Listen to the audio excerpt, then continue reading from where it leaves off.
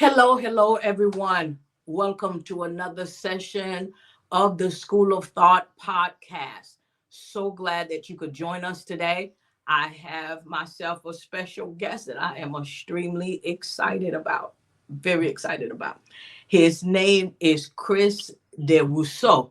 It is a beautiful French name. You know, I love French name. So this is our session. Can anything come out? Can anything good come out of Haiti? And we all know, first of all, it starts with me as a Haitian Jewish American woman. I'm start the first story and I continue the story to create people that is effective, that is part of our society, that is coming out of Haiti. So this is part of the session. Can anything come out of Haiti? Anything good come out of Haiti? And I could tell you, yes, they can. And we are the, I would say, the spring and the tree of everything, every good fruit that's coming out of Haiti. So I'm going to start with his name and give you a little bit of his bio. His name is Chris Desruisseaux. He is 20-year-old Haitian American student, advocate, and aspiring international business leader, deeply committed to the future of Haiti. He was born in Haiti and survived the devastating 210 earthquake, which changed the course of his life. After losing his home and loved ones, he immigrated to the United States and have been working ever since to build something meaningful from those hardships. His journey has not been easy. He faced countless obstacles, including growing up in his own after the loss of his mother at 16 years old. But he have always believed in using his story to inspire change. Through hard work and determination, he recently earned a full university scholarship and was invited to share his journey on the Sherri Shepherd Show, where he also received a support from Tyler Perry. Yeah, one of my favorite man, right? Now he is pursuing a degree in international business and financing while working multiple jobs. His long-term mission is to help restore and rebuild Haiti. I'm with you there. Chris believes Haiti's future lies in the hands of the youth, and he is determined to be part of the change. This is this is so meaningful to me because I feel the same way that there's got to be a change because Haiti is good soil, good people. There's good things that's coming out of Haiti. So even having the desire to rebuild, I am with you there because that is one of my desires is to rebuild. So my first question to you: what inspired you to become an advocate for Haiti restoration? Honestly speaking, it would have to be the potential that I saw in the country during my visits as a kid. Growing up here in the US, my mother didn't want me to forget my language and she didn't want me to forget my culture and roots.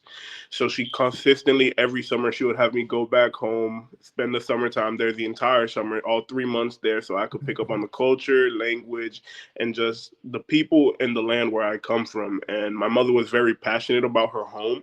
So as a result, that passion was passed down to me. And it's like you said, Haiti is great soil, and my parents were the root. To me, they were the root. And it's up to our generation to flourish and to water those roots in order so that they can become a greater tree. We're the root to what could potentially be the greatest tree in this side of the hemisphere. Mhm. And you said that now remind me of my father because he was very passionate about his country. And you know you heard of Got Caught in Haiti. My Yeah. father was part of the Got Caught, so he was part of this big thing that happened trying to take down the palace. So we were part of all of that thing because he loved the country so much that he wanted the people to be treated properly. So and my heart is like listening to you that your mother sent you to Haiti to make sure that you don't forget your culture. And that is so important. And I see that, especially a lot of Haitian parents, they want to make sure their children, even in the United States, don't forget what you've been taught. Don't forget your culture because your culture is your root in who you are. So, yes, I could live in any other country, but my culture of where I come from, where I was born, is very important. So, to hear your mother did that, Is, oh my God, this beautiful. It do remind me of my daddy, because he'll tell me, don't forget this, don't forget your French, don't forget your grammar, don't forget your. So and I still use that even as a mentor when I teach others. I My culture is added in the teaching because that's who I am. That's who God saw fit for me to be born under this culture. So when I teach and I see the lack of, even in this generation, what we've been taught, the manners we've been taught, and how to live life, I see that missing piece in a lot of the culture in America where we are. So that's why it's important that we keep this culture and then we pass it on to our children, and whether it's spiritual children, mentees, or physical children. So this is beautiful. I couldn't So agree with you more. yeah. How did your personal experience shape your vision for the future? I'd say the fact that I had such a close relationship down there, and I have so many ties back down there. Yes, I am an American citizen, and I do want to see the U.S. flourish as well. But at the same time, Haiti is my motherland. She gave birth to me.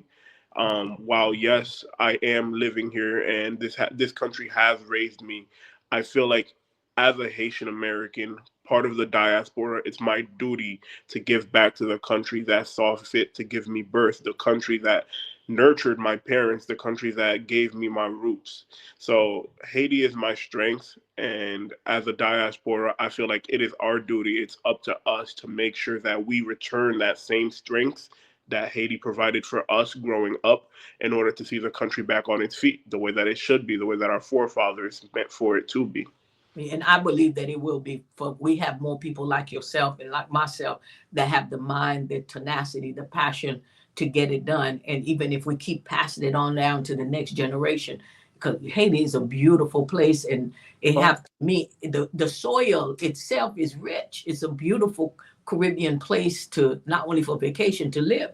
Because I Mhm. remember a lot of good things even as I was young with my parents. A lot of good things that I saw in Haiti. So it wasn't all bad, you know? So I believe it can happen. So I'm really proud to hear that.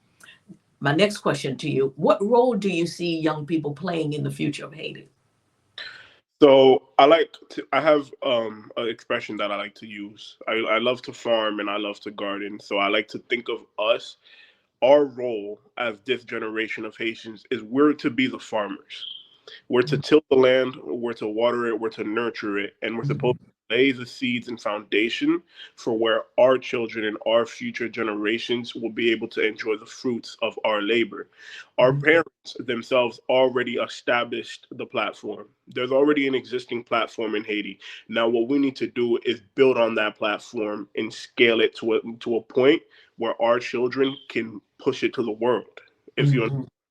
Haiti isn't just an island in the Caribbean. Haiti is a spirit. Haiti is a thought. Haiti is everything. And I feel like the world should know that Haiti is freedom. Haiti is liberty and Haiti is egalitarianism. The world needs to understand that we fought for our independence. And I feel like that spirit is what is something that the whole world should abide by, if that makes sense. It makes a lot of sense. And even as you said, we were able to fight for our freedom and help America to fight for their freedom. So we have that in us. And it is a spirit. The spirit of freedom is in us because we were able to help another country to get their freedom. So yeah, it's almost like we have to not allow ourselves to not speak, and we need to speak louder Mm. about who we are and what Haiti have to offer. And I love everything that you say. And I pray that many opportunities and many doors and platform will be open for you to continue to express that. And as we continue to let the world know who we are, how strong we are, how strong of a people we are, and what we bring to the table. We're not coming to America because we need something. We're coming with something to the table. We're coming with value. We're coming with good fruit and good seed that was imparted in us. We have something to offer America as well as America offer us. So that's something that we have to really say out loud, because people have a tendency of thinking that immigrants that comes to the United States have nothing. They're people that looking to be fed, to be taken care of, looking for something, and forget, no, we're not coming to be taken care of. We're coming to add value. And there's other cities that I've heard of that invite Haitian to be part of their city, and the city have grown since the Haitian community have been invited to come to. I can't remember the city, but the whole city was dying until they offered this invitation to the Haitian community to come, and then the city became alive again. I believe And you're so, Springfield, Ohio, yes, yes, with and it's like, 1,000 Haitians. The economy of the town was sinking, and they added about 20,000 Haitians under the Biden program. And through warehouse jobs, hard labor jobs, the the community flourished. They thrived. And if you ask anybody from the region, local workers, local business owners, they'll tell you the same exact thing. It's unfortunate the rep that they've gotten out there. Our people aren't, we're not animals. We're treated as such, and the way that we're characterized in the media is very demeaning and disappointing, considering all that we've done for this country. If I'm, exactly. we our ancestor, Jean-Baptiste Pointe-du-Sable, he was the man that discovered the city of Chicago. We have a statue in Georgia from the Haitian freedom fighters who fought in the American Civil War in order to ensure that Black Americans could be free. We Exactly. have our roots down in Louisiana, where the current Pope, his family originates from. I believe his grandfather or maternal grandmother came from Haiti. So it's like we have a huge impact on the globe. And I feel like the fact that it's not capitalized on, you look at countries like Greece, where we were the first country to acknowledge them as an independent state. And recently they gave thanks to us for that. We look at Montreal in Canada, the entire region, they welcome Haitians with open arms because we're not a leech on their resources. We provide. We don't need to be educated because we're a country, or well, I can't say that. We're a country where we speak multiple languages, whether that be Creole, Haitian Creole, French, English, or Spanish. Those are the four main languages that are spoken in the country. So we're able to come to a country and immediately provide an asset. And the city of Montreal and the state of Quebec up in Canada absolutely love us for that. And you see that in the way that they honor us. They name streets after Haitian heroes. They name buildings after Haitian figures. It's truly amazing. It's just I wish that we could capitalize more on that, if you know what I mean. Exactly, exactly. And the people like yourself and I need to speak louder of everything you just said. I know there's a lot of American who don't know this information about Haitian. They don't know how much we played. And I love what you said about we are an asset. We are not a deficit. We are an asset to every country that we decide to live. We've been taught to have more than one businesses, more than one job. We are hardworking people. Even I myself, I have a mortgage company. I'm a coach and I'm a wedding officiant. It's in my blood to Yep, have more than one stream of income. We don't have to be taught that because we were born with it. So I love that word. We are an asset and not a deficit. That is key in everything that you just said. America needs to hear that. Every asset about our statue, who we help in different countries, that we're not coming to get from you. We're coming to create a cycle of value because we have value too. So that's right. that we need to talk a little bit more about that. So that's why I'm so glad I have you here today.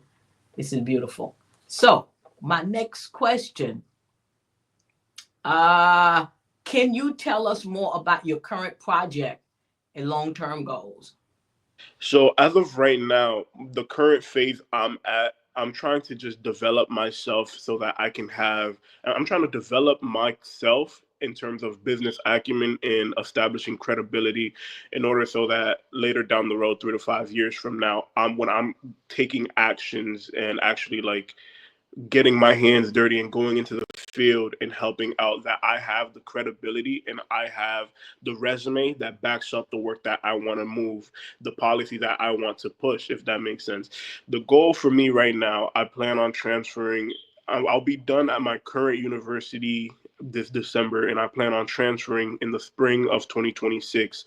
Right now, I'm looking at a number of institutions like Columbia, Yale, and Harvard Business School, and Northeastern, as well as UConn in Connecticut. Those are all amazing schools, and I've been reached out to by a good number of their directors of admissions. So I'm very excited to get to work. I'm ready to take that next step, if that makes sense. I've spent the Yeah. last years of myself establishing a base for where I want to be. And now that I have that foundation and that base, I feel like it's time for me to start expounding upon my skills and just building more skill and credibility, if that makes sense. It makes a lot of sense. You're a very, very wise and very intelligent young man. And I know your mother, I won't say wouldn't be proud of you. I know your mother is very proud of you, very proud of you, very intelligent, very wise.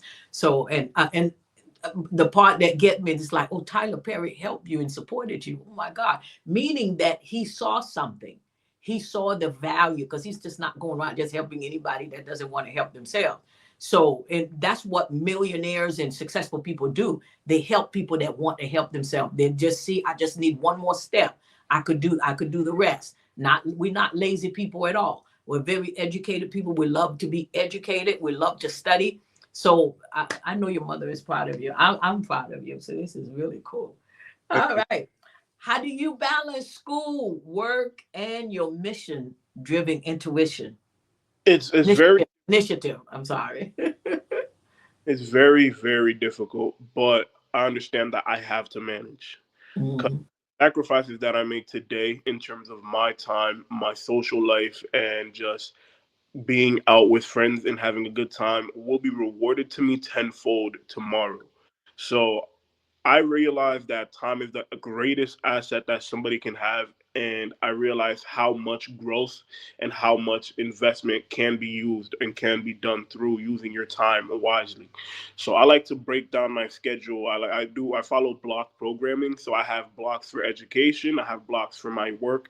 And sometimes there is a bit of overlap, but we still manage to focus and just handle that as situations arise. That's beautiful. And you said something that I teach my mentees all the time because we seem to put entertainment first. And Mm. one thing I noticed that a lot of my mentees are African American and, well, really different culture besides Haitian. Uh, they put a lot of entertainment first, to, entertainment with family reunion, with this and with that. And so you have time for that because you only have a certain amount of time to walk through your success and your opportunity. You have plenty of time for other entertainment. Let's go do this. Let's go out of town. Let's go do that. You have time for that. This season is for you to grow. It's for you to develop. So you just said that it must be in our blood because we're thinking the same thing. Because there was a season I really didn't talk or go out a lot, but then everybody else was entertaining. But then when I came out with a strong foundation of a strong relationship in learning and developing. And now I'm able to have my entertainment. I'm able to add that. So I think people get distracted because all they want to do is do entertainment. They spend money going out of town instead of spending money and investing in their education and getting better and getting developed so I could have more money for me to entertain and do the things that I do. So you're a very wise young man. So I am just like so honored to connect with you, to talk with you, and to know that I have more Haitian resource that we could talk to, and I want to help however I can help because I just believe that you have that is going to take to bring Haiti from one place to another. Being part of the child of my father that was part of the got caught. I believe he was kind of, they call it a Navy SEAL. So he was part, and my grandfather was a Congress member in Haiti. So being part of that soil, it is very important for me to see other Haitian working towards rebuilding what I feel like my father had fought for and died for. So it's really that mean a lot to me. So I know my father, your mother are probably having conversation and say we proud of our children today. So We so hope so. what was your mom name? So her name was Rose Michelle. She was a Mm. very she was a very kind and just inspiring woman. I miss her every day, but at the end of the day, she is without the sacrifices that she made, and ultimately, if I never lost her, I would have never been galvanized to do the things that I do today. So her life is truly the ultimate sacrifice. It's the coals that burn the fire within me every day. So she truly was an inspiring woman.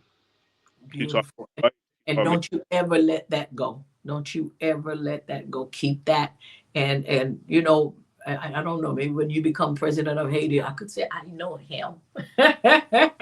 I say yes, yes, yes. So I'm rooting for you, I'm praying for you, and I will support you, and you stay in touch. And definitely, anybody that wants to watch this again, it's going to be on Enlightened TV and on YouTube, and we're going to post it so everybody to be able to hear the wisdom and the education that's coming out of you, so everybody else could say, well, yeah, I didn't know that, I didn't know that. So you gave really some good information and good wisdom today, and I appreciate you. And thank you for making the time today, for being with me on this podcast. And thank you, everybody, for listening. And please share it with your friends, family, and anyone that you'll know that can anything good come out of Haiti.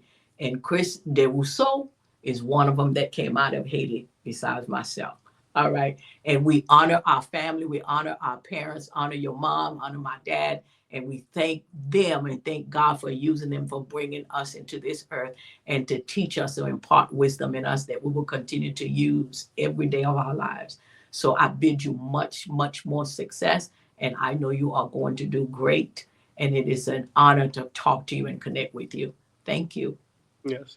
And I just want to say thank you as well. It was truly an honor and a privilege to have been invited onto your show. And you're a very educated woman. So I know it's like, it's truly just an honor to be able to communicate with somebody who's where I want to be at, who's currently making the impact that I want to make. And I truly do want to keep you in my circle of connections, because I know for sure that with like-minded individuals like us, there really can be a change. Like, it starts with us. It starts with our generation. It's time for us to stand up for our country and for our beliefs, and it's time to take back what's rightfully ours. Amen. That's the truth. Thank you. I would say amen to that. Thank you so much. And don't forget, everybody, to subscribe. And thank you for joining us. And go on enlightentv1.com and you can listen to more and more and share with your friends and family. Thank you so much. Have a fabulous day.